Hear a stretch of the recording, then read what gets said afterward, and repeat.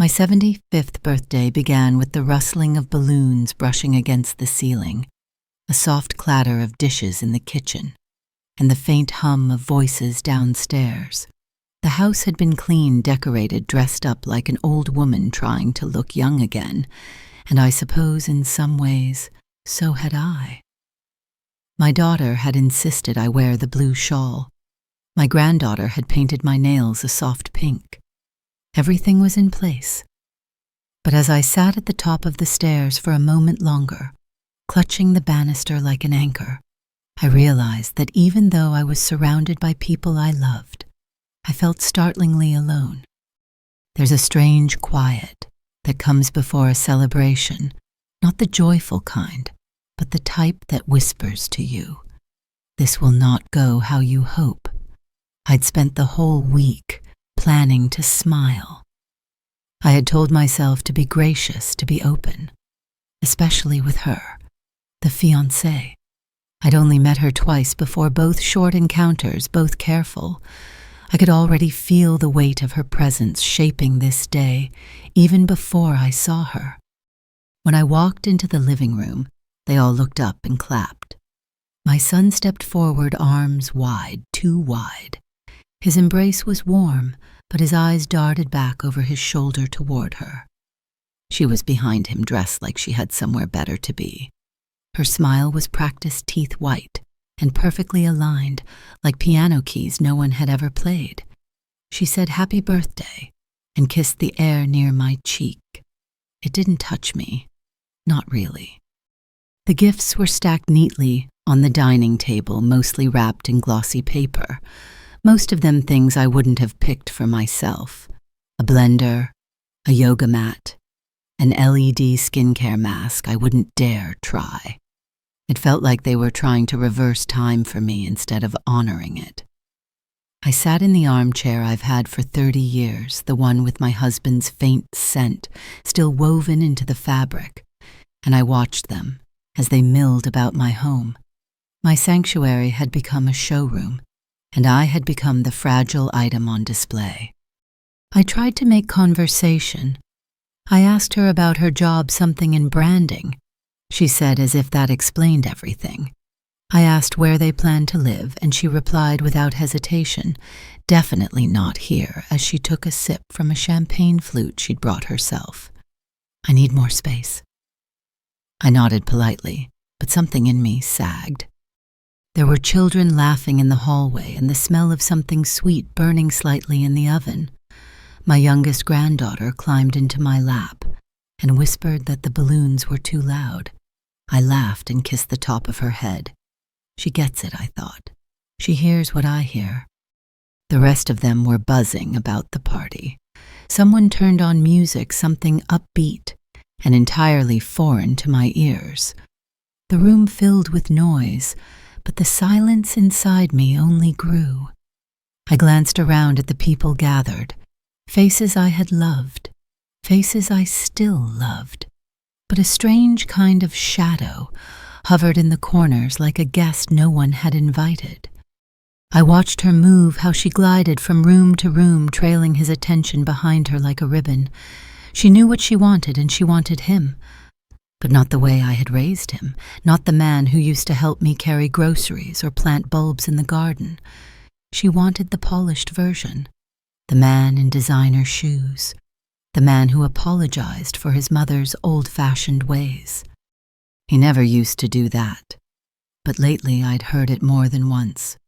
"You know how she is," he'd say to someone on the phone, like I was a burden wrapped in birthday ribbons. I remembered the time I had stayed up with him, when he had the flu, his body burning up, as I placed cool cloths on his forehead. I remembered how I taught him to tie his shoes, to open doors for women to say thank you, and I wondered where those pieces of him had gone, and whether this woman had helped him hide them. Someone brought out the cake, chocolate 3 layers too sweet, but I had asked for that. I needed something that still tasted like me. They sang. I smiled. I blew out the candles, but the wish didn't come, not like it used to. I used to wish for things like good health or one more year with everyone. But this time, all I wished was that I didn't feel so invisible in the house I built. They cheered, clapped, hugged. I sat back down, feeling the sugar melt on my tongue and turn bitter at the edges. She was whispering something into his ear, and he laughed too loud. I watched the way she leaned into him, possessive, comfortable, like she owned the evening. But that was the thing. This was my day, my birthday, my 75 years stitched into the walls, the furniture, the laughter still echoing upstairs from when the kids were small. And yet somehow it was no longer mine. It belonged to the future now, to a woman who thought heritage meant something you could rebrand. And as I sat there among gifts that felt like apologies, music that didn't speak my language, and family whose love felt increasingly rehearsed, I realized this wasn't celebration. This was displacement, a slow erasure, and I didn't know what to do about it yet. But something in me had begun to wake. The rest of the afternoon drifted by in a strange haze, like I was watching it all through a thick pane of glass. Everyone was there, but no one really saw me. They were busy taking photos in front of the garlands my daughter had hung, the kind with foil letters that spelled fabulous at 75, even though I had told her twice I preferred simple flowers. But she had said, "Come on, Mom, let's be Instagrammable." I didn't even know what that truly meant, but I nodded anyway. That's what I did lately, nod and smile, and stay quiet while my life became a backdrop for other people's performances. I noticed her standing by the mirror in the hallway, adjusting her hair. It was already perfect, of course, not a strand out of place. She looked like one of those women from a television show I could never follow, beautiful in a sharp way, like glass. My son walked over to her with a small plate of strawberries. She took one bit into it, then turned to him with a smile that was all show, no soul. He kissed her cheek, and she looked over at me through the reflection. That's when it struck me.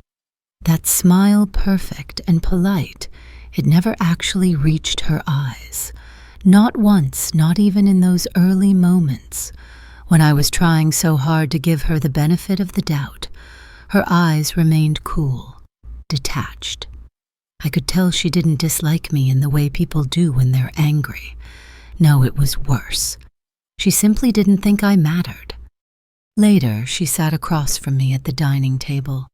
Someone had brought out my old photo albums, and the children were giggling over pictures of my son in his overalls.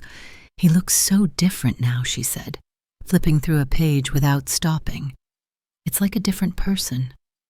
I smiled faintly, remembering the scraped knees, the muddy shoes, the way he used to pick dandelions and call them sunflowers. But she didn't ask. She didn't want to know who he'd been, just what he looked like now. I tried again. I used to take him to the creek every Sunday. He loved to collect rocks. I reached across the table to point at a photo of him, holding one up proudly. She looked, then shrugged. "That's cute," she said, but her voice was hollow. Then she turned to my son and asked, "Hey babe, do you remember if the venue serves oysters?" And just like that, the creek and the rocks and those tiny sacred memories were brushed off the table like crumbs. I should have let it go. I should have accepted that she was different. But something ached inside me, something deeper than preference or personality. I wasn't just feeling unwelcome. I was being erased.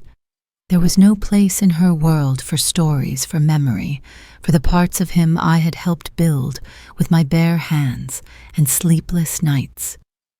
She wanted the man she saw now successful, clean-cut, curated, the kind of man who fit next to her like an accessory.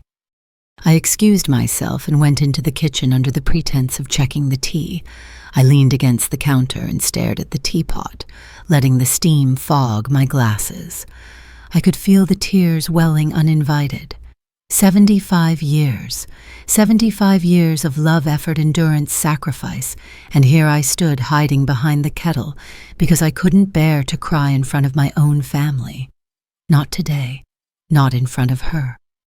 When I returned, the house felt different. They had moved on to talking about the wedding destination, of course, somewhere exotic and expensive. "We're thinking Santorini," she said. "White buildings, blue roofs. It'll be so aesthetic." My son nodded along. He hadn't looked at me once in 10 minutes. When someone asked if they would be doing a traditional ceremony, she laughed. "God, no. That's not really our vibe. I don't do like old stuff." Old stuff. It hit me harder than I expected. I looked around. My great-grandmother's clock still ticked in the corner. My mother's needlepoint cushion sat on the couch.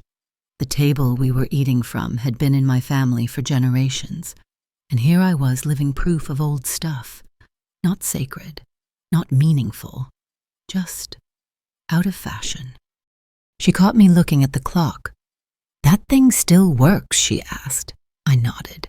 "It's over 100 years old." She tilted her head. Might be time to upgrade." That night, after everyone had left and the silence had returned, I sat alone on the edge of my bed. The lights were off, just the moonlight filtering in, casting long shadows across the rug. I held one of the birthday cards in my hand. It had glitter on the front and a message inside that someone else had written. "Wishing you a year full of joy and love," it said. But the handwriting was hers, and it looked like she had written it quickly just to be done with it. My son hadn't written anything in his, just signed his name. I held that card like it was made of something heavier than paper, and for a long time I didn't move. My body ached, not from age, but from the quiet grief that no one talks about. The grief of being replaced, of being tolerated, of watching your son become a stranger who can't even say thank you for the years you carried him. And somewhere deep inside me, a small seed of resolve began to take root. I didn't know what it meant yet, but I knew that smile, the one she wore all day, that smile would never belong in our family. Not in the one I gave everything to build, not if I had anything to say about it. The morning after the party, I woke up with that kind of tired that seeps into your bones. It wasn't just the exhaustion from hosting or even from being 75.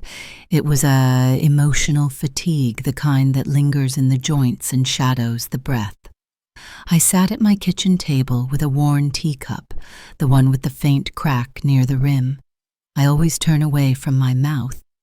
The sun stretched through the curtains in thin golden lines, and for a moment, I allowed myself to sit in the quiet, hoping that maybe I had misread everything, that maybe I was being sensitive, that maybe she wasn't trying to erase me. Maybe I had just stepped too far into my memories, and the present had shifted while I wasn't looking. But then the front door opened. She entered like she lived here. No knock, no greeting, just the click of designer heels and the scent of something artificial and expensive. I heard her whispering to my son in the hallway, something about his schedule, the guest list, and whether or not the photographer could Photoshop out that old chair in the background. My chair, the one his father had rocked him to sleep in. I placed my teacup down slower than I needed to, hoping she'd sense she wasn't welcome in that kitchen. But she breezed in anyway. "Morning," she said, already reaching into the cabinet for a glass like she knew her way around. I just watched her every movement, feeling like another uninvited fingerprint on my life. My son followed behind, looking tired. Maybe from the late-night phone calls he always stepped outside to take whenever she got that certain tone. I used to think it was just stress. Now I wasn't sure. He leaned down to kiss my head. "Hey, Ma." Just 2 words, then he sat at the far end of the table, checking his phone before even glancing up. She took the seat next to him, my husband's seat. I don't know why that small thing felt like a needle to the chest, but it did. It wasn't just that she sat there. It was the way she did it without hesitation, without respect, as if the years and ghosts that occupied that spot meant nothing at all. I reached for the sugar bowl and offered it to her. "Would you like some for your tea?" "Oh," she said, waving her hand, "I don't do sugar, or tea really. Too many toxins." Toxins. I looked at my cup, Earl Grey steeped just right with a splash of milk, my morning ritual for over 40 years. It was the same blend my mother drank, the same one I used to sip while watching the trees shift in the seasons after my husband passed. Toxins, she had called it. That one word scraped across my mind like a nail against glass. She scrolled through her phone. "So we were thinking we want to do the wedding ceremony barefoot on the beach. Something spiritual, you know. Minimal. No shoes, no aisle, just pure intention." She smiled at me like I was supposed to clap. "It's very us." My son nodded. "We don't want anything stuffy. Just a few friends, no extended family drama." Extended family drama. I was quiet, stirred my tea, let the clink of the spoon fill the space that should have been filled by him, saying, "Of course my mother will be there." But the words never came. I turned to him slowly. "And where would this be?" "Bali," she answered before he could speak. "We've already put down a deposit. It's going to be amazing. Yoga at sunrise, fire dancers, ceremony under the stars." Then she reached over and touched his wrist. "We just didn't want anything too traditional." Traditional. That word again. Like it was a dirty thing. Like the old lace I had stored in the cedar chest for decades, waiting to be passed down, was something to be scrubbed out of the wedding like mildew. I said, though I didn't. Not really. She leaned back, assessing me with a smile that was too polished. "You'll love it, I think. But we totally get it if it's too far for you to travel." Too far. There it was. The quiet, uninviting. The suggestion slipped in like perfume, pleasant to the ear, bitter in the heart. They weren't asking me to come. They were offering me an out, a graceful way to be excluded. I looked at my son then. Really looked at him. And something in me fractured a little more. His eyes didn't meet mine. He just sipped his coffee, thumb tapping against the side of his phone, like this wasn't even a conversation that needed his input. I stood up and walked toward the sink, needing distance. Outside, the wind played gently through the garden. My lilies had started to bloom. It reminded me of his childhood of mornings when he'd run barefoot through the grass, laughing whole and joyful, and unafraid to belong to something. "You know," she said behind me, "I was thinking of redecorating the entryway. You could probably get a good price for that antique mirror if you let it go. It kind of dates the space." Let it go. The mirror she meant was a gift from my husband on our 25th anniversary. We'd picked it out together. It had seen birthdays, tears, the first gray in my hair, the last smile he ever gave me, and now just a good price. I gripped the edge of the counter and let the silence stretch longer than it needed to. When I turned around, I smiled, not the kind she wore, but the tired, lined kind that comes from surviving 7 decades of having to pick your moments. "Some things aren't meant to be sold," I said. "Some things are meant to be kept, even if they don't match anymore." She blinked. My son looked up, finally. But I didn't explain further. Let them sit with it. Because that morning something inside me stopped trying to adjust. I stopped softening my edges to make room for her comfort. I saw the way she wanted to rebrand our lives, repaint our stories, retell our family in her own voice. And I realized just because she wore his ring didn't mean she belonged in our story. Later that week, my daughter stopped by to drop off a scarf she'd borrowed and never returned. She breezed in with her usual warmth, familiar footsteps echoing across the wooden floorboards that had known all of our stories. We sat for a while sipping tea by the window. The sky outside was soft with clouds, the kind of gray that wraps the house in a quiet hush. It was the first time I felt a little peace since the birthday. But it didn't last. She leaned in halfway through our conversation, her tone low and unsure, as if she was testing how far she could go without hurting me. She mentioned something the other day she began about the house. My stomach tightened. What about it? My daughter hesitated. She said it was cozy, but also small. Small. I laughed once, sharp, breathless. Small, I repeated, letting the word hang in the air like smoke. Funny. I never thought of it as small when it was filled with 4 children, 2 dogs, and your father's booming laughter. She winced. You know how she is. She's just used to a different kind of space. Yes, a different kind of space. One with blank walls and matching rugs, where memories are tucked in drawers and nothing is ever out of place. But our house, this house, was built from mismatched chairs, paintings my grandchildren made in kindergarten, and the scent of cinnamon that still lingered in the oven, no matter how many times I cleaned it. She had looked around at my home, at my life, and seen a space unworthy of permanence. She hadn't said it to my face, but she might as well have. My daughter told me how they had joked about it, that her fiancé had grown up in a dollhouse, and now he was marrying into a real house. Her words exactly. And then laughter. That kind of dismissive, cruel laughter that doesn't need to be loud to cut deep. I didn't answer right away. I just sat there staring at the picture of my husband on the mantel. It was taken the day we signed the deed for this home. His hand rested on my shoulder, his smile wide and certain. I had planted every rose in the front yard with him named the lilac bush after our first daughter and nursed our youngest through chicken pox in the bedroom upstairs. Every crack in the tile, every stain on the windowsill, it all had a story. This house was more than wood and nails.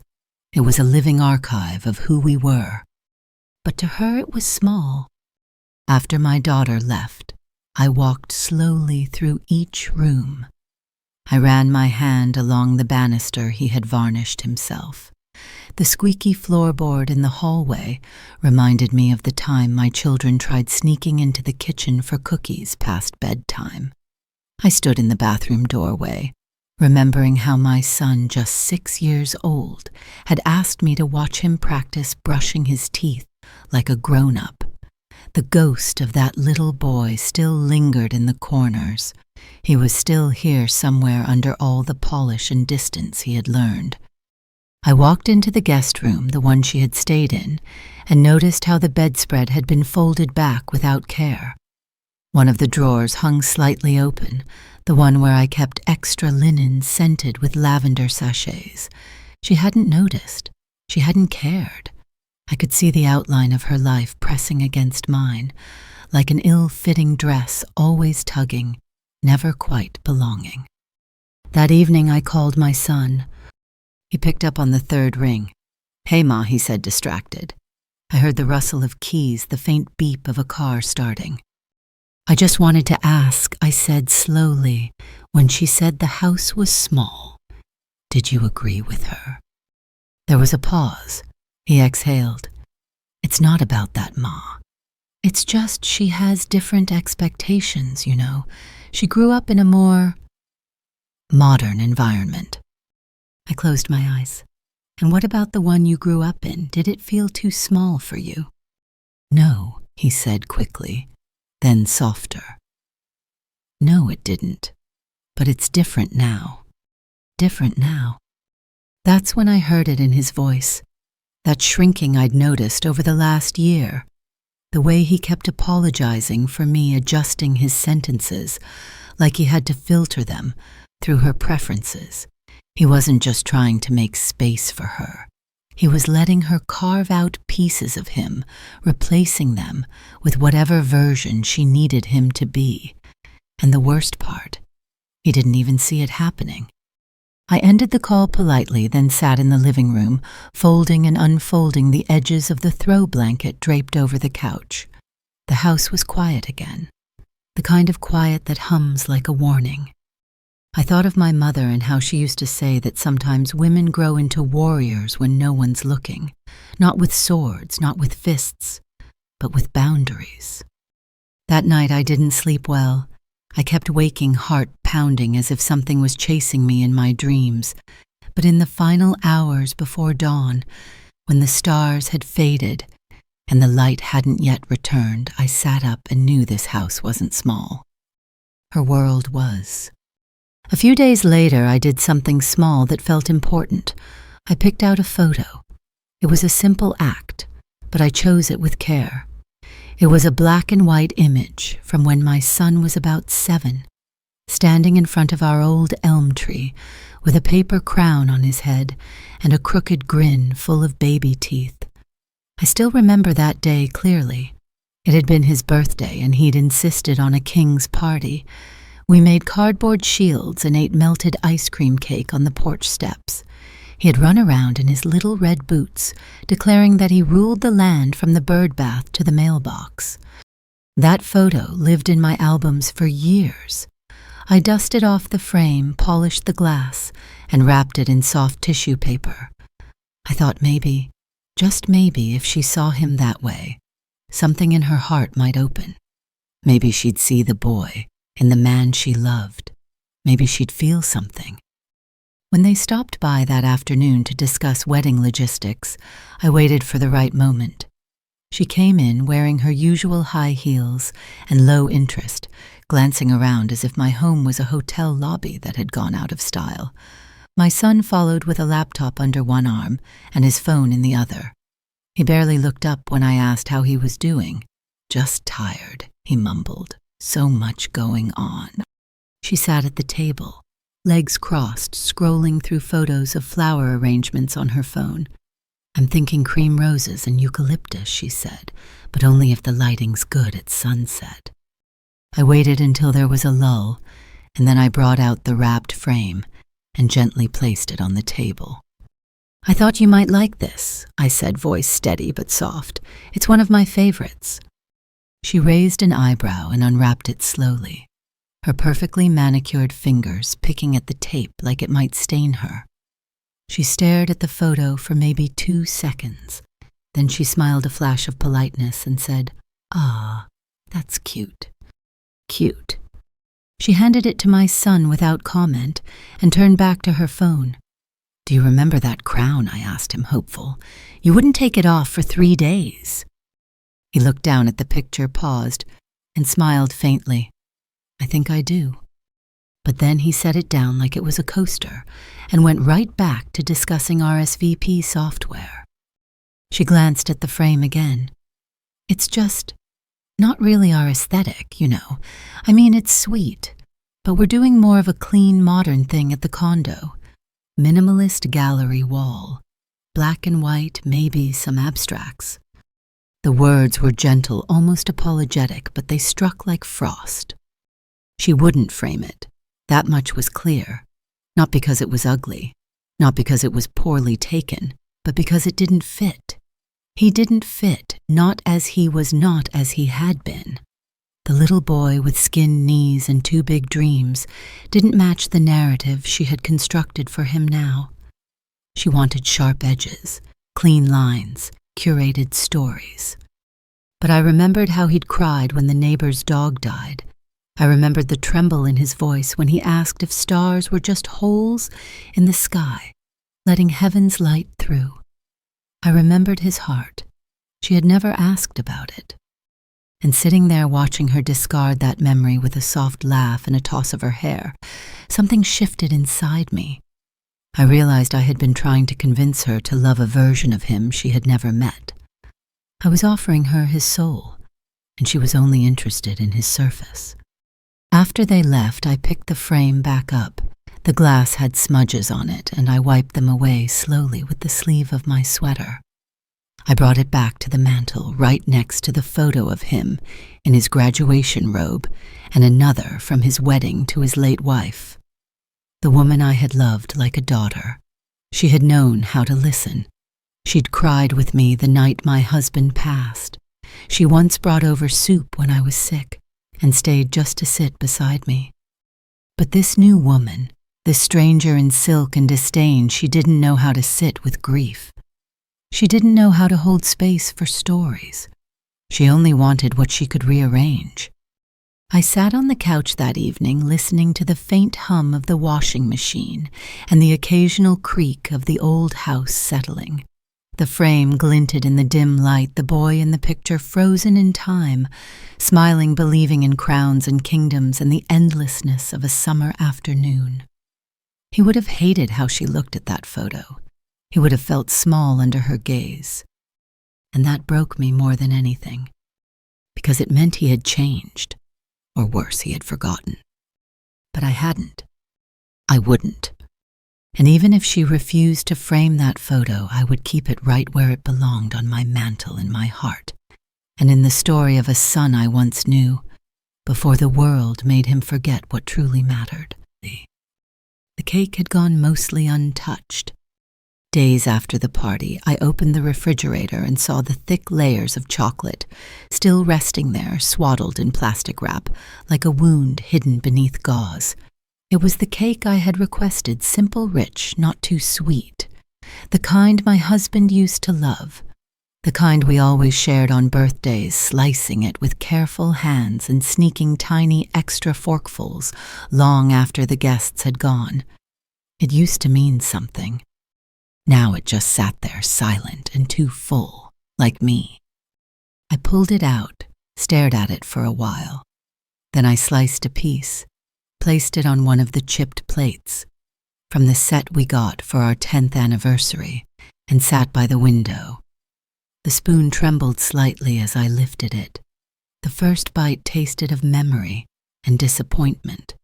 I chewed slowly but couldn't finish. It stuck in my throat, heavy and dull. I placed the plate aside and pushed it away, watching the sun pour gold onto the floor, washing everything in light that felt too warm for how cold I felt inside. I didn't cry right away. I didn't even sigh. I just sat with the weight of the moment, the quiet echo of everything I hadn't said during that cursed party. The things I'd swallowed down between toasts and polite nods. The way I had smiled through their rehearsed joy, clapped through their announcements, pretended not to notice when she rolled her eyes at my mismatched tablecloth. She had made jokes about it too. During the dinner, she nudged my son and said loud enough for others to hear, "Next time we host a party, I promise you'll get linen napkins and candles that aren't from the supermarket." Then she laughed, God, that brittle performative laugh, and he followed too quickly. I watched him laugh along like a puppet, being tugged from within. His eyes didn't meet mine, not once during that dinner. They all cheered when he told a story about how bad his childhood haircuts were, a funny anecdote about bowl cuts and crooked bangs. I remembered that day well. It had been the only time I tried to cut his hair myself. We didn't have much money that year. I had just lost a freelance job and I was trying to stretch every dollar like a rubber band. He had asked me if we could still get ice cream after. I said yes, even though I barely had enough for gas. But none of that was in his story. Just the joke. Just the mockery of a memory that had once held sacrifice. I think that's when the tears came. Not loud, not dramatic. Just a quiet spill, a slow seeping from the corners of my eyes, as if my body had grown tired of pretending. I wiped them away with the corner of my sleeve and stared at the photo shelf across the room. There was one of him at age 5 standing in the snow with mittens I had hand-stitched from an old sweater. He was grinning, cheeks red, teeth missing, proud of the snowman he'd built all on his own. I used to think that grin would last forever. Now when he smiled, it looked like a mask someone else had carved for him. That night I tried to call him, not to argue, just to hear his voice, maybe to remind myself that somewhere in that polished man was still my boy. He answered breathless, "Hey, Ma, can I call you back?" "We're heading into a wine tasting." "Of course," I said. "Enjoy." He didn't call back. Instead, I spent the evening folding laundry that didn't need folding, organizing drawers that didn't need organizing anything to keep my hands busy, while my heart sat in silence. I thought about the times I used to stay up just to hear the door click shut when he came home late. I thought about how I'd kiss his forehead, even when he was too old for it, how he never once pulled away. He had been my heartbeat for so many years, and now I felt like an afterthought he was trying to gracefully outgrow. The cake stayed untouched on the counter. I left it there until the next morning. Then without ceremony, I tossed it into the compost bin. It landed with a soft thud, the frosting sticking to the side of the container like a bruised memory. I closed the lid slowly, gently. Some sweetness you can't salvage. Later that day, I received a message from my daughter. Just a casual note. She's thinking of remodeling the guest room. Wanted to know if you'd mind if they painted it white and turned it into a meditation space after the wedding. My hands went cold. She wanted to repaint my guest room. The room that held the same quilt my sister had sewn before she passed. The room that smelled faintly of lavender and thyme. The room that held stories in its silence. It wasn't just a space.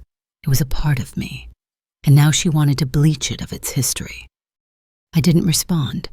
I just walked into that room and sat on the edge of the bed, ran my hand over the quilt, pressed my fingertips to the frame of the window and stared out at the trees, watching the leaves shift like whispers. The world was telling me something, whispering it through forgotten cards, uneaten cake, and the cold click of a phone call that never came. And I was finally beginning to listen. I had spent so long keeping quiet, trying to make peace with the changing tides. But there comes a moment quiet sharp when a woman stops accommodating the disrespect cloaked in smiles. A moment when the tears dry and something steadier rises in their place. Resolve. And that moment for me had arrived.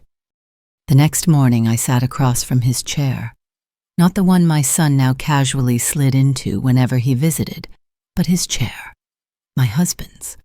The high-backed wooden seat he always insisted was too stiff for guests, but just right for him. It still had the faint imprint of his shape, the worn softness in the arms where his fingers used to rest. Sometimes in the stillest part of the day that I imagined he was there, legs crossed, reading glasses sliding down his nose, the faint smell of pipe tobacco that lingered even years after he was gone. That chair had witnessed everything. He sat in it when we got the call that our son had been accepted into university. He held my hand in it the night we found out about his cancer. He rocked our granddaughter to sleep in it, once humming a tune I no longer remembered the name of, but could still hear in the walls of this house. It was ours, not because we owned it, but because it belonged to a rhythm of life we had built together. And now it sat empty, like a witness, like a warning. I remember during the early days of grief, I would place a cup of tea on the small table next to that chair, out of habit. I didn't realize I'd done it until I turned and saw 2 cups instead of 1. I'd carry them both to the sink, pour the untouched one down the drain, and press my palm to the back of the chair like it could carry warmth from the past. But now the chair didn't ache with sorrow. It ached with tension. It had become the seat my son's fiancée claimed without question. She'd curled her legs into it, left crumbs on the cushion once, even said, "This thing is so uncomfortable you really need to upgrade." And he had just chuckled, as though a history could be replaced with upholstery. It was the way she sat in it like it was nothing. I started to dread their visits, They didn't come often, but when they did, I felt my entire home contort.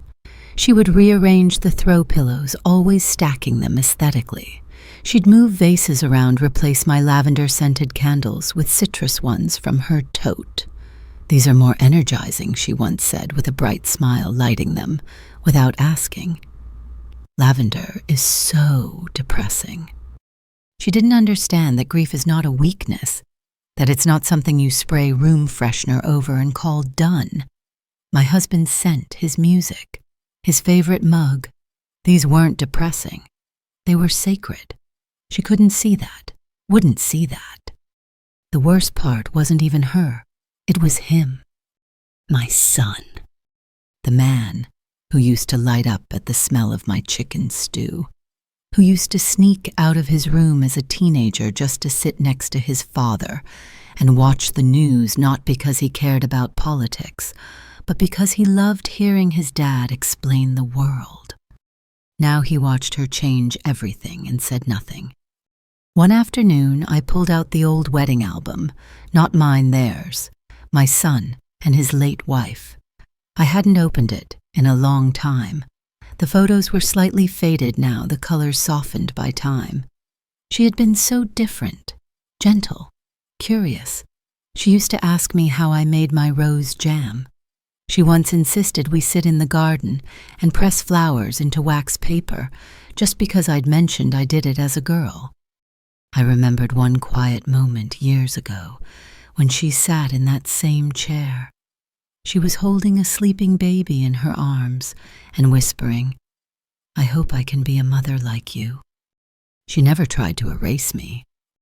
That afternoon, I placed the wedding album on the coffee table before their visit, just to see if they'd notice, if he'd pause, if she'd ask. She didn't. She glanced at it, pushed it aside to make room for her iced latte, and said, "We should really make sure our photographer doesn't do any of those cheesy poses." I watched him, waited, hoped. But he didn't open the album, didn't even glance at the photo on the cover, him and his first wife under the arch of jasmine, his face younger, gentler. I wanted to shake him, to ask where that man had gone. But instead I just folded my hands in my lap and said nothing, because silence, I'd learned, says more than begging ever could. That night I sat by the fire and spoke aloud to the empty chair. "You'd hate her," I whispered. "You'd see through her faster than I did." My voice cracked, but not from weakness, from clarity. "You'd remind him who he is." I closed my eyes and imagined his reply. Not words, just presence. A nod, a hand resting over mine, that quiet strength he always carried, the kind that made decisions not out of anger but out of love, fierce, clear love. And suddenly I knew. This wasn't just about furniture or parties or scented candles. It wasn't even about her. It was about what I was allowing, about the legacy I had built being chipped away softly and steadily by the sound of laughter that didn't include me and plans that didn't make room for memory.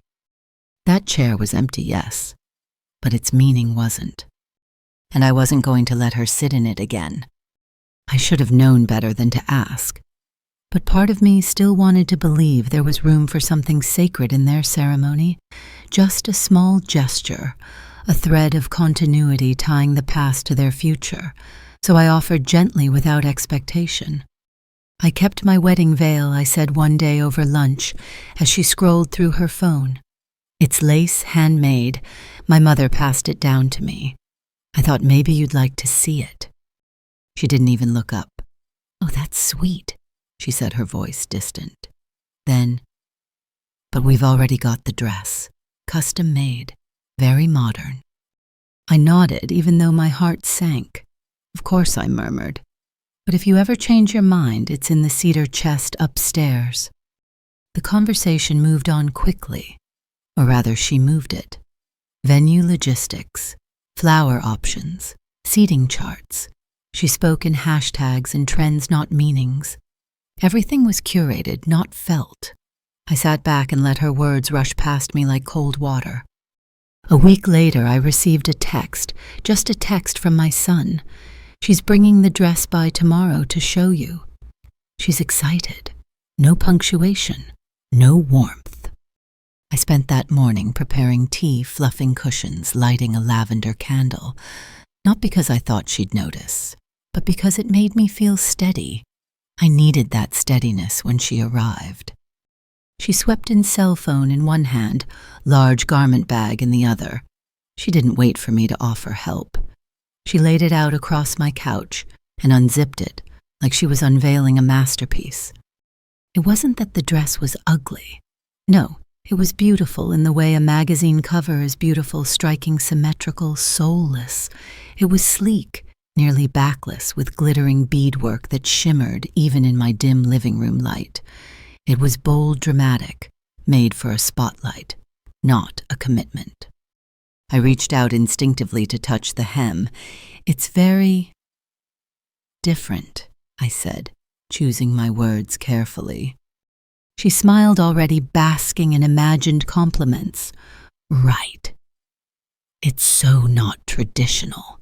I told the designer I wanted something that would break the mold. Break the mold. I looked at the dress and saw all the things it wasn't. It wasn't soft. It wasn't gentle.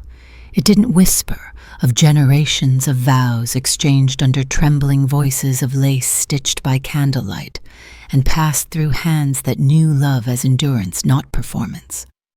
And then she said it carelessly, cruelly. I just didn't want anything that felt old-fashioned, you know. She turned to me and laughed as if we shared some joke. But I didn't laugh. I couldn't. I looked at the dress again, its rhinestones catching light like tiny knives. It didn't just reject tradition. It mocked it. It mocked me. I see, I said slowly. You wanted something that felt new. She didn't hear the hurt beneath my words. She never did. Later, after she left with the dress zipped back into its glossy bag, I went upstairs. I opened the cedar chest where I kept my veil still folded the way my mother had left it after my wedding day. The lace was delicate yellowed at the edges, but intact. I held it up to the light and ran my fingers along the thread, each loop a testament to patience and love. I remembered my mother's hand, steady and wise, pinning it gently into my hair. Something old she had whispered, to remind you where you come from. I folded it again more slowly this time and placed it back in the chest. That night I couldn't sleep. I lay in bed listening to the wind scratch softly at the windows. My chest ached, not from sadness, but from something heavier. I turned onto my side and stared into the dark. There's a pain that comes not from being hurt, but from being invisible. She had taken the sacred and made it disposable, and my son, my sweet, once tender son, had let her. Maybe he didn't realize what he was surrendering. Maybe he thought he was just compromising, but what he was giving away wasn't his to give. It was ours, mine, his father's. Every moment and sacrifice that had carried him to this point. They thought they were building a new story, but they were demolishing an old one to do it. And I could feel it rising quietly in me, a need to protect what was left, not for the sake of nostalgia, not out of pride, but because some things are worth preserving, not because they are old, but because they are true. I didn't say anything the next day. I simply placed the veil in a new box, one with a ribbon. I tucked it in a drawer, away from the chest, away from view. Not because I gave up on offering it, but because I no longer wanted it to be rejected by someone who couldn't feel its weight. She may walk down an aisle in sequins and flashbulbs, but she would never walk in the footsteps of the women who had loved this family before her. And I would no longer pretend that was fine. It was a rainy afternoon, the kind where the sky hangs low and everything feels quieter than it should. I had spent most of the day sorting through drawers, not to clean, not to organize, but because I needed to remind myself that something in this house still mattered, that not everything could be laughed off or left behind like an old voicemail. that's when I found it. Nestled in a velvet-lined box, tucked deep in the back of my bedroom armoire, was my mother's brooch, a silver lily, delicate and detailed, the edges scalloped like lace. It wasn't extravagant or valuable in the way auctions define value, but it had belonged to her mother, and her mother before that. The story went that it was worn by the women in our family on their wedding days, pinned over their hearts, not just for beauty, but as a quiet blessing passed from one soul to another. I remember the way my mother's hands trembled as she fastened it to my dress. "May you carry love the way this brooch has carried us," she whispered, and I had. Through grief, through joy, through late nights and empty pockets and full tables, it had rested against my chest as I held my newborns, as I buried my father, as I danced barefoot in the kitchen with my husband when no one was watching. I wanted her to have it, not because she had earned it, but because I believed foolishly that this gesture might build a bridge, that maybe this heirloom, small as it was, could tether her to us, to something deeper. She came by that weekend, sweeping in with her usual air of breathless busyness. "Sorry we're running between fittings today," she said, tossing her purse onto the entryway bench. "The seamstress totally messed up the neckline, and I'm about to lose it." I waited until she had settled on the couch, scrolling through her phone before I brought out the box. "I wanted to show you something," I said gently. She glanced up, mildly interested, then opened it. "Oh," she said, holding it up between two fingers like it might bite. "That's vintage, right?" "It's an heirloom," I corrected. "It's been in the family for over a century. Every woman in our line has worn it on her wedding day." She blinked, turning it slightly in the light. "That's sweet," she said, and the way she said it felt like someone folding a letter without reading it. "But it's not really my style. I'm going more minimalist modern for accessories." I waited, hoped. Nothing. Not even a polite pretense of considering it. She placed it back in the box with a little shrug. "Maybe it can be part of like a memory table or something. I'm thinking of having a corner with old family photos. Could be cute." Cute. I felt my throat tighten. My voice caught behind a dam of disbelief. She didn't see it. Not the brooch, not the history, not me. She picked up her phone again. "Oh, before I forget, we're thinking of doing a digital guest book instead of a traditional one. Less clutter." I closed the box. Carefully, deliberately. Something in me shut with it. Later, after she left in a flurry of errands and phone calls, I held that brooch in my palm and tried not to cry. Not because she rejected it, but because of what her rejection meant. That the thread connecting the women of this family, my mother, my grandmother, me, meant nothing to her. That this marriage wasn't a union of families. It was a rebranding of my son's life. She wasn't marrying into our family. She was absorbing him into hers. I stood in front of the mirror with the brooch pinned to my blouse just as a reminder. I looked at myself older now, lines around my eyes, silver in my hair. But I still recognized the woman who had once stood at an altar trembling and radiant, believing in forever. I still recognized the woman who had sewn Halloween costumes at midnight, who had saved her husband's old ties, who had held this family together with more silence than applause. She would never know what that meant, not really. And I couldn't teach her. That night I wrote a letter, not to her, to my son. I told him the story of the brooch, of how his great-grandmother wore it as she stood under hurricane lanterns, waiting to marry a man who would go to war and never come home. Of how my mother had worn it through a depression, through childbirth, through burying her own child. I told him that this wasn't about jewelry. It was about inheritance, not of wealth, but of meaning. I didn't ask him to give it to her again. I just wanted him to know. to remember. I folded the letter, placed it in the brooch box, and returned it to the armoire. He never responded. But I had said what I needed to say. And in that silence, a new kind of strength settled in me.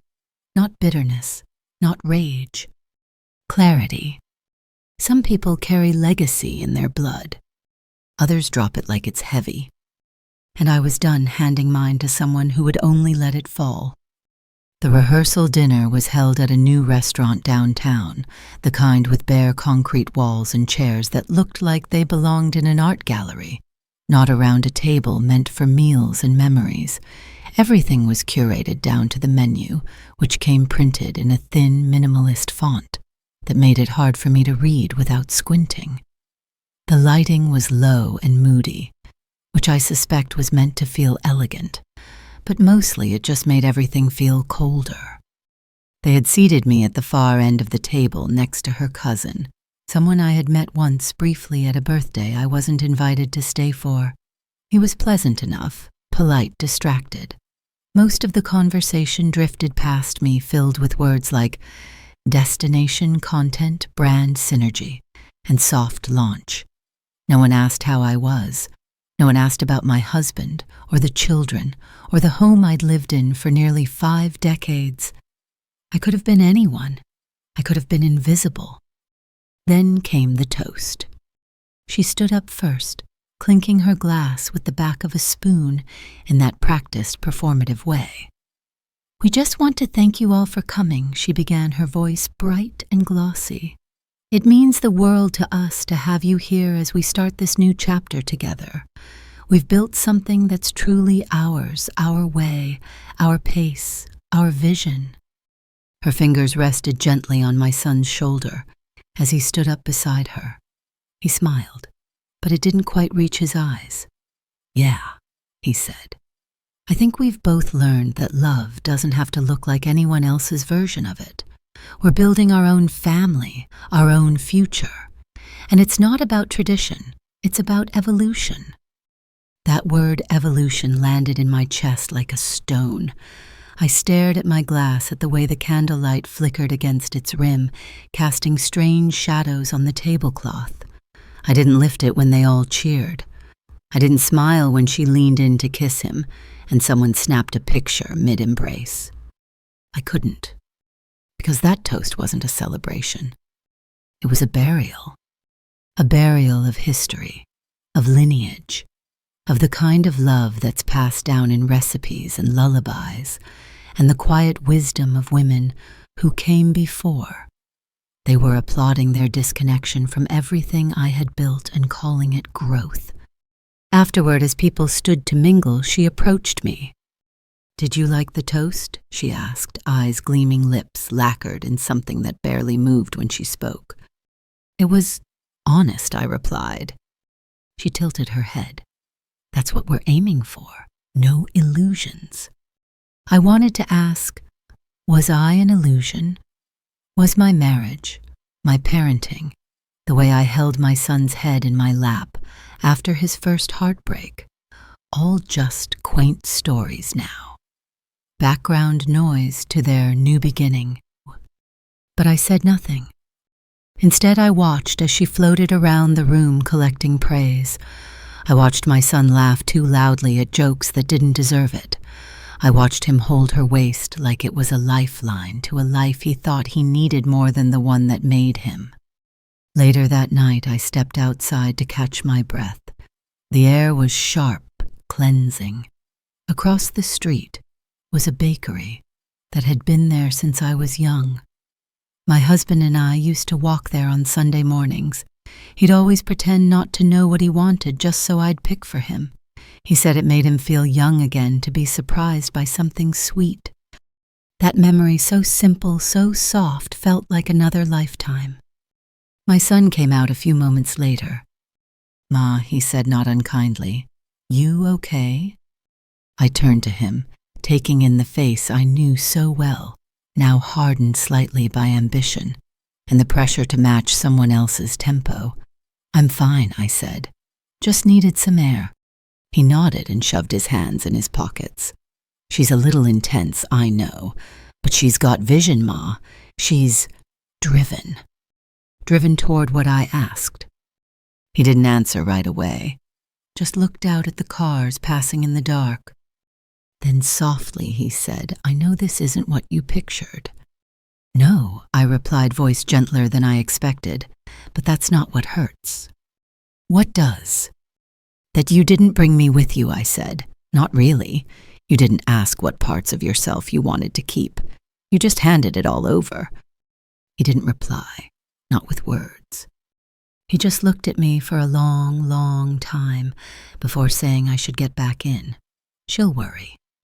He walked away, and that was when I knew.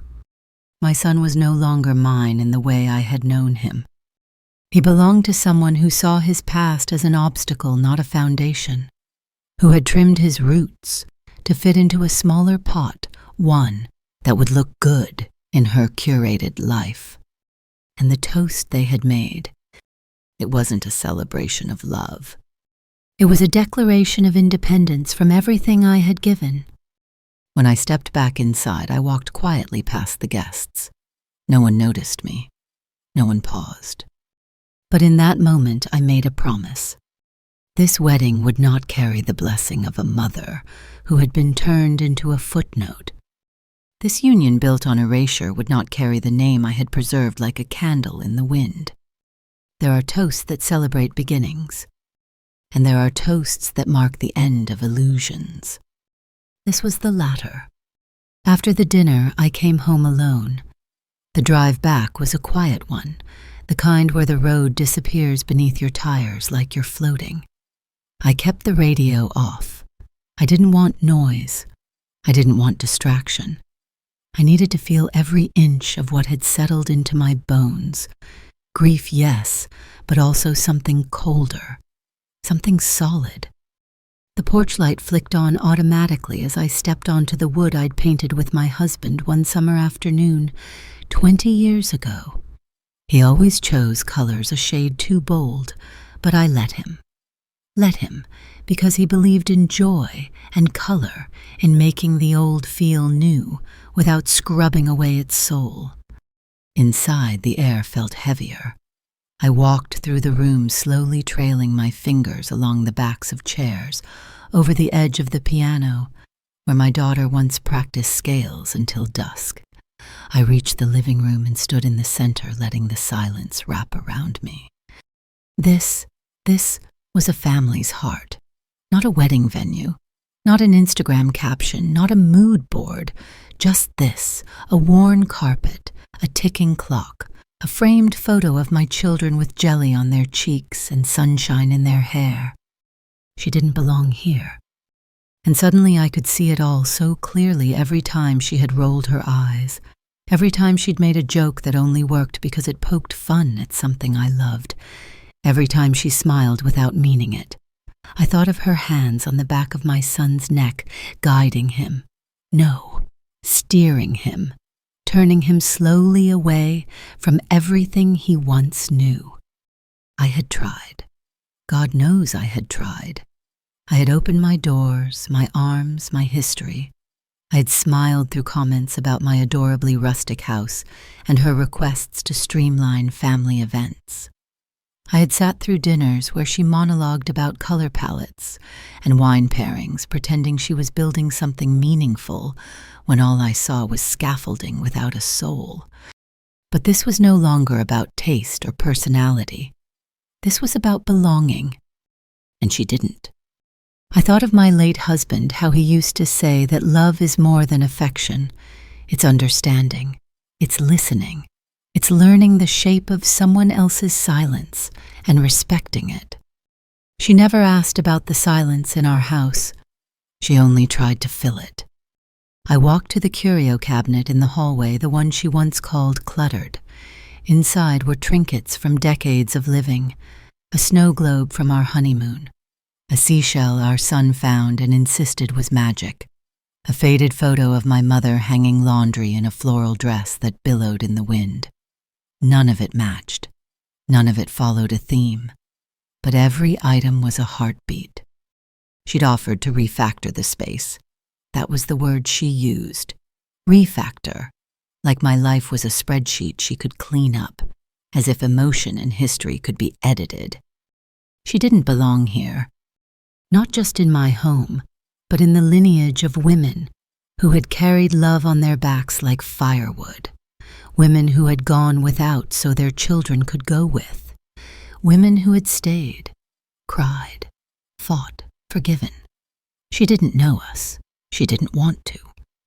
I went into the kitchen and poured myself tea even though it was too late for caffeine. I sat at the table where birthday candles had been blown out, where tears had once fallen into soup bowls, where my son had once reached across the table to hold my hand and say, "I'm scared about college, Ma." I would never hear that voice again, not from him, not like that. She had built a mirror for him, a shiny one, and he had chosen to live in the reflection, not the roots. I walked slowly to the mantel and stared at the photo of our family reunion 10 years ago. Everyone was there. My husband still alive, my children laughing, my son standing next to his late wife, one arm around her, the other around me. He looked so grounded, so ours. I whispered into the room, into the fabric of our lives, "She don't belong here." Not out of hate, but out of truth. Because I finally understood that not everyone deserves access to what you've built just because they marry someone who grew from it. That not everyone who enters your life is meant to stay. That inclusion is not the same as belonging. I had been kind. I had been patient, but now I had seen too much. She wanted a wedding, not a family. She wanted a title, not a lineage. She wanted the man, not the boy, who once wept into my arms after skinning his knee. And I would not pretend anymore. I would not nod and smile while she hollowed out my legacy and filled it with gloss and spectacle. She didn't belong here. And I finally was ready to act on that truth. It was raining again the morning I made the call, not the dramatic kind of rain with thunder and lightning, but the soft kind that falls steadily, gently, as if the sky itself is weeping in quiet recognition. I watched it from the kitchen window, the droplets racing each other down the glass, and thought endings don't always scream. Sometimes they whisper. The night before, I had gone to bed with my mind racing memories, clashing with decisions, tenderness, folding into grief, then slowly into resolve. I had stared at the ceiling for hours, counting the cracks in the plaster, remembering the days when I used to lie awake listening for my son's footsteps, coming home. Now I lay still listening for my own permission. And that morning I gave it. I brewed tea with shaking hands, not from fear, but from the weight of finality. I drank half a cup, then poured the rest into the sink. I wasn't hungry. I wasn't nervous. I was clear. The venue was beautiful. That much was true. It was nestled in a vineyard not far from the city with sweeping views and sunlit windows. I had driven past it once long ago and thought to myself, what a lovely place to begin. But it would not be our beginning. Not anymore. I picked up the phone. The number was saved in my planner from when they first shared their wedding details. I had called once to confirm dietary options back when I still thought I'd be sitting in the front row with a tissue pressed to my lips and pride swelling in my chest. It rang twice. "Hello, this is Windmere Estates. How may I help you?" I cleared my throat. "Good morning. I need to cancel a reservation." A pause. "I'm sorry to hear that. May I have the name the reservation is under?"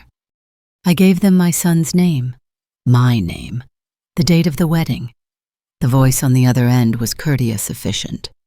She asked if there was a rescheduling plan. "No," I said. "There won't be another date." There was a quiet pause. "I understand. I'll begin the cancellation process. Will you be the one handling the deposit refund?" "No," I said softly. keep it." She hesitated. "Are you certain?" "I'm certain." When the call ended, I placed the phone down carefully and let the silence return. It wasn't revenge. It wasn't even anger. It was reclamation. I had realized somewhere between the uneaten cake and the photo she wouldn't frame that this wedding wasn't just a ceremony, it was a declaration. And if they were going to declare their independence, their aesthetic, their curated detachment from what came before then, I would match their clarity with my own. Let them start their life without my blessings. Let them build without my foundation. An hour later, my son called.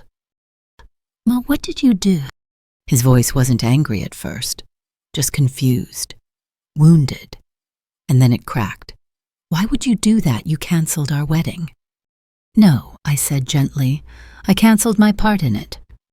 "What the hell does that mean?" I took a breath. "It means I won't be complicit in the rewriting of who we are. I won't sit quietly while she paints over this family like it's wallpaper that doesn't match her sofa. I won't bless a union that discards everything we stood for." "She loves me," he snapped. "And I loved you," I whispered. "When you were too sick to sleep, when you were too scared to speak, when you thought you were worthless because the world told you to be louder and harder and less kind." He didn't respond. I heard his breath on the line, ragged, unsteady. Then he said, "You embarrassed me." "No," I replied. "You embarrassed yourself. You handed our family story to someone who couldn't even be bothered to read the first chapter. I can't believe you did this." "You don't have to," I said, "but someday you might understand." He hung up without another word. The silence after was vast and echoing. I didn't cry. I just sat on the porch, wrapped in the same shawl I wore to his christening, and watched the rain wash the world clean. I imagined his face when he realized the venue had been released, the chairs unreserved, the music unscheduled. I wondered if she would rage or simply shrug and say, "Good, now we can do something more modern." Maybe they'd rebook somewhere else. Maybe they wouldn't. That was no longer my concern. I had done what I needed to do, not to punish, but to protect, not to ruin, but to remember. Because some weddings aren't a celebration. Some are a warning. And if I was to be dismissed, then I would choose the terms. I would not fade quietly into a role she scripted for me, quaint, tolerable, optional. I had written the first chapters of this family. I would not let her write the last. He came to the house 2 days later, unannounced. The gravel cracked beneath his tires, the same way it had when he was 16, coming home after curfew, hoping I wouldn't hear. But I always heard. A mother knows the sound of her child's return even when it no longer feels like a homecoming. I didn't go to the door right away. I let him knock, 3 times hard. I wanted him to feel the pause, to feel what it was like to be outside something you used to belong to. When I opened the door, his face was tight with rage, not confusion anymore, not hurt, full, furious rage. His jaw clenched the same way it had when he used to hold back tears as a boy. "How could you?" he said. "I didn't invite him in, not yet." He stepped forward unasked. "Do you even realize what you've done?" I watched him move into my home like a stranger trespassing, not because he didn't know the space, but because he no longer respected it. He stood in the middle of the living room beneath the clock his father had fixed more times than I could count, and he said the words that would leave a scar. "You've ruined everything." I sat down slowly, deliberately in the chair across from him. "I canceled a venue," I said. "That's not everything. Not unless your marriage depends on a view in a seating chart." He threw his hands up. "Don't twist this. You humiliated us. You made us look unstable, uncommitted. She's devastated." "She doesn't even love you," I said softly. He flinched. His eyes narrowed. Don't pretend you know what love is for me. I do, I said, because I taught you what it looks like. He didn't answer. I leaned forward, folding my hands in my lap to still their trembling. She doesn't love you. She loves the version of you that performs well in pictures, that nods when she needs approval, that fits into her curated world. But love, real love, it doesn't erase. It sees. And she doesn't see you. Not the real you. Not the boy who cried when his sister got hurt. Not the teenager who stayed up all night helping his cousin write a college essay. She doesn't want that man. She wants the image. He shook his head. You think you're being noble, but you're just bitter, controlling. I'm being honest, I said, something no one else seems willing to be. You ruined my wedding. No, I replied with more sadness than steel. You ruined your homecoming, and I just refused to decorate the aftermath. He sat down, then suddenly older, like the anger had aged him. His shoulders slumped, his voice lower. You always did this, made things about you. I nodded slowly. I did make this about me. For the first time, in a very long time. I made it about my values, my legacy, my boundaries. I made it about the family name that's been spoken with reverence in this house for generations. I made it about the truth that you've tried so hard to rewrite. He stared at the floor. I let the silence stretch. I would have given you everything I said. You know that. The house, the land, the brooch, the letters your father wrote, all of it. But when you let her mock our history, when you sat quiet while she laughed at our lives, I realized I was giving things to someone who saw them as junk. I didn't laugh, he muttered. But you didn't speak, I replied. We sat in that quiet for a long time, the kind of quiet that only mothers and sons can share, that ache of things unsaid, pressed into the space between us. He stood eventually more slowly than he had entered. I don't know if I can forgive this, he said. I'm not asking you to, I answered. I'm not asking for anything anymore. He looked around the room once more at the books. He never touched the quilt. His sister made the family photo on the mantel that still included his late wife, smiling in a way this new one never had. I thought you wanted me to be happy. I did, I said, but not hollow. He opened the door, paused. Then without turning back, he said it again, softer, almost like a question. You really think she doesn't love me? I think she loves the story she's telling, I replied, but not the man who lived it. And then he left. No hug, no goodbye. Just footsteps fading into the driveway, the door clicking shut behind him, like the end of a chapter I hadn't wanted to write, but had known deep down I must. I stood by the window and watched the car disappear down the hill into the veil of rain. He said I ruined his life. But what he meant was, I refused to let him disappear into someone else's. And maybe one day he'd thank me. But today was not that day. 2 mornings after he left, I opened the old oak drawer in the study and pulled out the folder I hadn't touched in nearly 7 years. Inside were documents, yellowed at the edges, paper-clipped bundles of decisions made back when I believed certain things would never change. Back when I thought love guaranteed loyalty. Back when I never imagined a time would come when I'd have to choose between protecting my legacy and protecting my son. But that time had come. I laid the documents out on the table one by one, power of attorney, advance directive, and the will. My original will had been written in gentler seasons. His name was on every page next to his sister's, his niece's, even next to mine, in the section that spoke of guardianship over memories. I had listed heirlooms, old jewelry, bank accounts, the house, the land.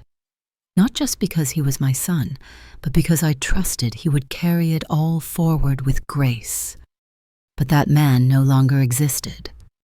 The man he had become He'd stopped looking backward, and the woman he'd chosen to lead him forward had no reverence for where he came from.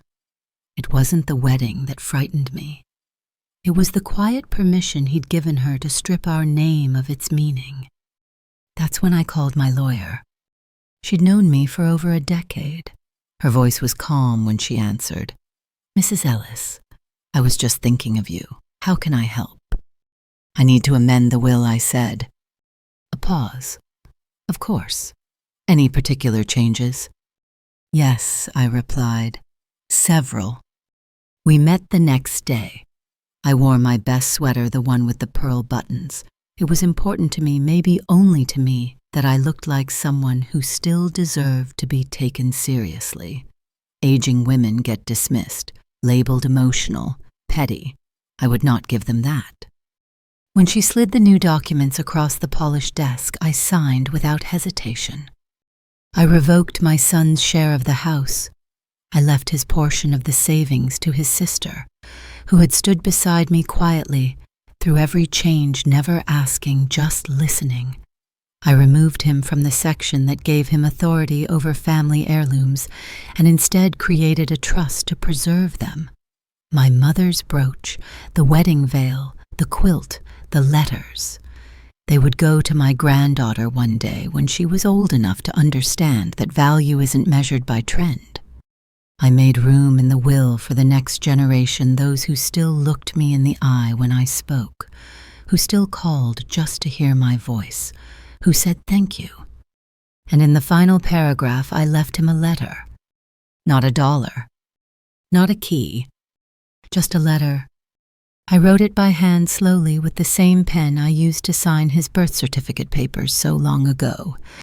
My son. I write this not from anger, but from sorrow. You were born into my arms, into my home, into my history. I gave you everything I had, not just what could be spent, but what could be remembered. But I have come to understand that love does not always guarantee legacy, that blood does not always protect belonging. And so I let go, not with bitterness, but with a full heart. I hope you live well. I hope you are happy. But I will no longer leave pieces of myself where they are not wanted. This house, this name, this story, they will continue, but not through the hands of someone who did not reach back when I reached out. With all the love I still carry, your mother. I sealed it in an envelope and placed it with the rest of the documents. My lawyer nodded when I stood to leave. "Are you sure?" she asked. "Yes," I said. "For the first time in a long time, I am."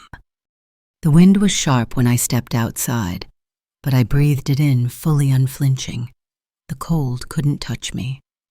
That evening, I returned home and moved slowly through the house, not out of fatigue, but with intention.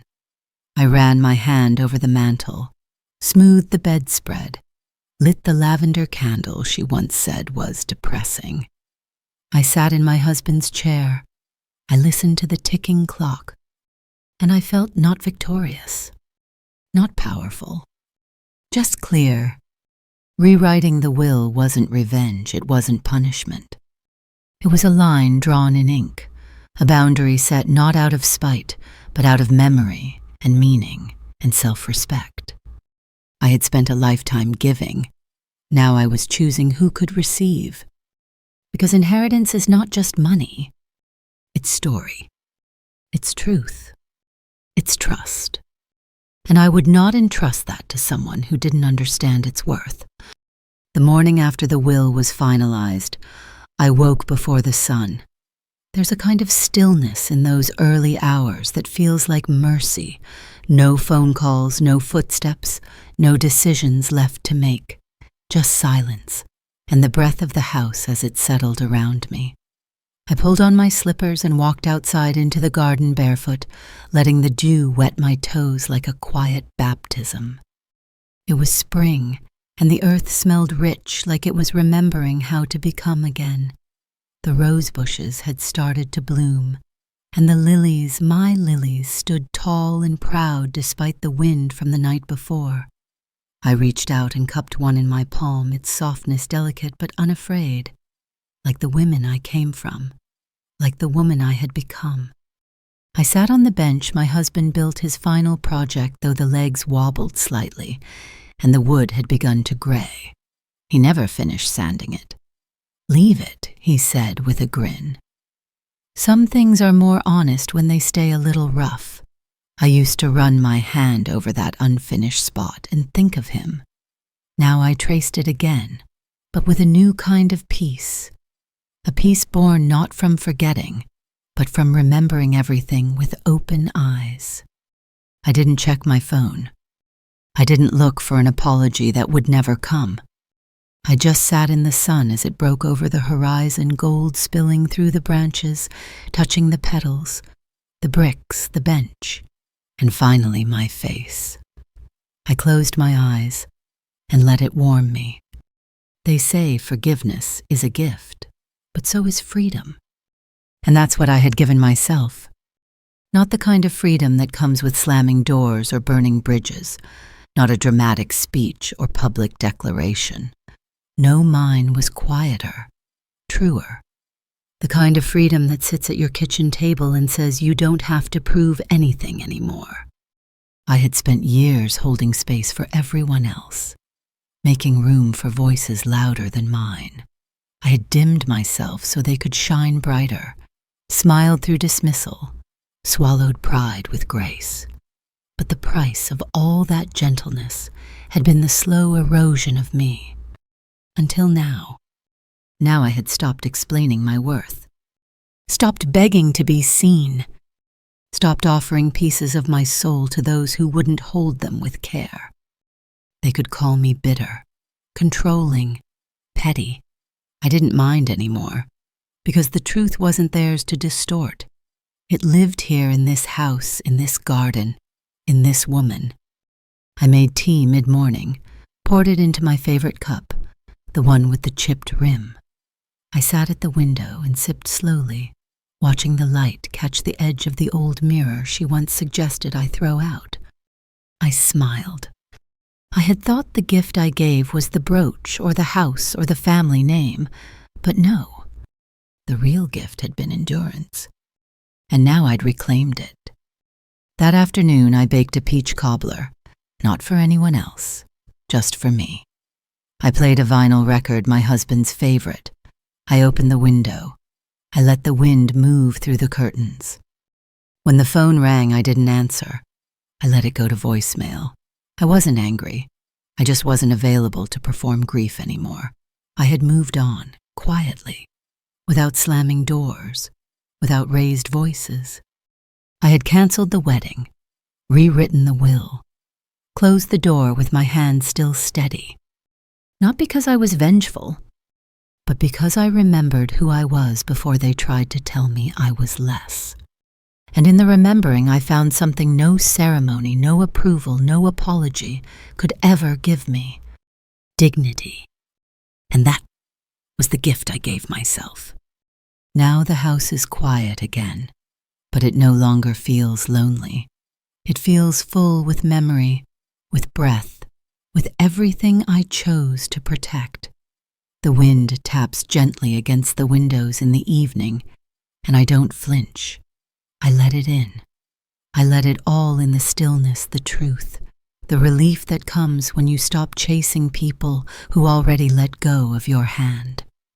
I sit at the foot of my bed some nights and watch the moon cross the sky, slow and sure, like it's been doing long before I was born, and will keep doing long after I'm gone. And I think to myself I didn't need to raise my voice. I just needed to remember my worth. Some endings are just beginnings with the noise turned off. And in the silence I hear myself again. No rehearsed smiles, no twisted truths, no more making space for those who rearranged the furniture of my heart and called it improvement. I gave them silence, and in it I found peace. So if you ever wonder whether it's too late to choose yourself, to stand your ground, to reclaim your story, know this. It's never too late to write your name in bold, to press your hands against the earth and feel it recognize you, to say softly but without apology, "You don't belong in her family, but I still belong to myself."